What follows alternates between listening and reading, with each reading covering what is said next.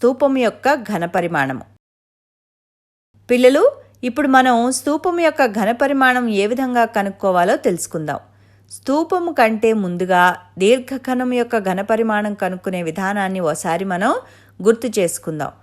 దీర్ఘకణం యొక్క ఘనపరిమాణము ఏ విధంగా కనుక్కోవాలో మనకి తెలుసు. దీర్ఘకణం యొక్క ఘనపరిమాణము ఈజ్ ఈక్వల్ టు పొడవు ఇంటూ వెడల్పు ఇంటూ ఎత్తు, that is equal to L into B into H ఘనపు ప్రమాణాలు. మనం సమఘనం యొక్క ఘనపరిమాణం కూడా ఇదే సూత్రం ద్వారా కనుక్కోవచ్చు. కానీ సమఘనంలో పొడవు వెడల్పు ఎత్తు అంటే అన్ని భుజాలు సమానంగా ఉంటాయి. సమఘనం యొక్క భుజము ఏ అనుకుంటే దాని యొక్క అన్ని భుజాలు సమానము, మరియు దీని ఘనపరిమాణం ఏమవుతుంది?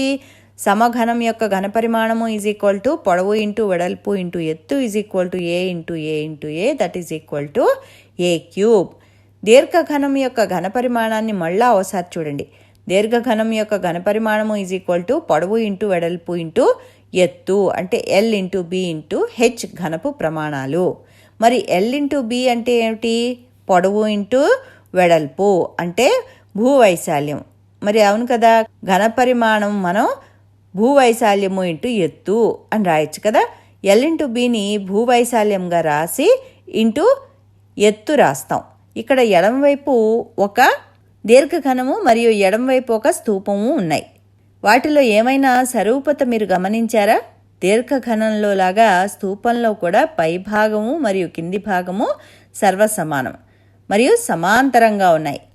అలాగే దీర్ఘఘనంలో లాగా పక్క తలాలు స్తూపంలో కూడా భూమికి లంబంగా ఉన్నాయి.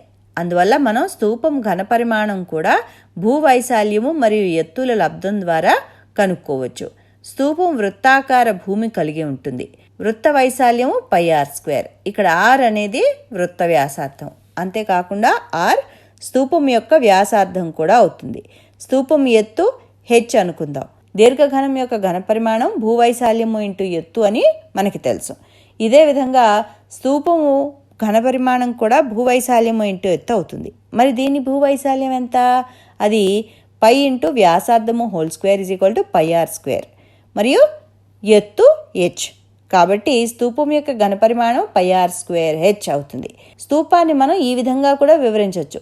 ఒక వృత్తము, 2 వృత్తాలు, 3 వృత్తాలు, ఇలాగా h వృత్తాలు. ఒక వృత్తము వైశాల్యం πr² మరియు h వృత్తాల వైశాల్యము πr² ఇంటూ h అవుతుంది. ఇదే స్తూపం యొక్క ఘనపరిమాణం అవుతుంది. ఇప్పుడు ఒక ఉదాహరణ తీసుకుందాం. ఈ పాత్ర వ్యాసార్థం 14 సెంటీమీటర్లు అనుకుందాం. ఎత్తు 20 సెంటీమీటర్లు. దీని ఘనపరిమాణం కనుక్కోవాలి. ఈ పాత్రలో ఎంత నీరు నింపొచ్చు? r is equal to 14, h is equal to 20. ఘనపరిమాణం v is equal to πr²h అని మనకి తెలుసు. ఈ విలువల్ని సూత్రాలను ప్రతిక్షేపిస్తే v is equal to πr²h అంటే ఇక్కడ మనకి π ఈజ్ ఈక్వల్ టు 22/7 అని తెలుసు. అప్పుడు 22/7 into 14² into 20. 14² is equal to 196 into 20. 196ని 7తో భాగిస్తే 28. అప్పుడు 22 ఇంటూ 28 ఇంటూ 20 వస్తుంది. ఈ విలువలన్నీ గుణిస్తే మనకి 12,320 వస్తుంది. కాబట్టి స్తూపం యొక్క ఘనపరిమాణం 12,320 మిల్లీలీటర్లు.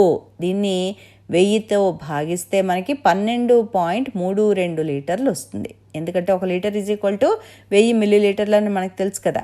కాబట్టి ఆ పాత్రలో 12.32 లీటర్ల నీరు పడుతుంది. కాబట్టి ఈ స్తూపం యొక్క ఘనపరిమాణం ఎంత? 12.32 ఘనపు సెంటీమీటర్లు లేదా 12,320 మిల్లీలీటర్లు లేదా 12.32 లీటర్లు అవుతుంది.